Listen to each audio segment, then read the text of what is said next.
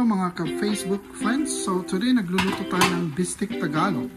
So ang main ingredients natin ay of course baka, ginahit ko siya ng maninipis, garlic, tapos bay leaf, meron din tayong oyster sauce, tapos nilagyan ko siya ng soy sauce, and then lime.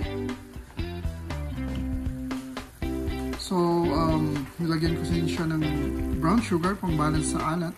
Ang una kong ginawa is ginisa ko yung bawang, tapos yung karne, hanggang lumabas yung katas, tapos nilagyan ko siya ng patis instead of asin, and soy sauce and oyster sauce at the same time.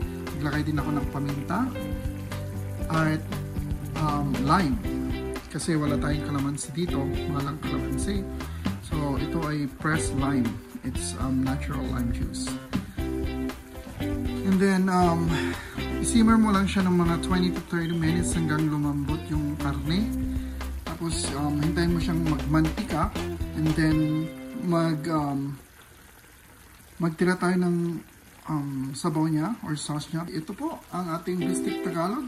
Pag malapit na po siyang maluto, mag-gayat na tayo ng white onions. Pwede yung red onions, pero yung red onions kasi mas matapang. Ang white onions is neutral lang, tapos manamis-namis. Alright, salamat po sa panonood. Dito po ang ating Bistek Tagalog. Ito po ang dinner menu natin for tonight. Salamat po. Ayan, so luto na po yung Bistek Tagalog natin. Ang ating garnish po ay white onions on top. Ito yung finishing niya.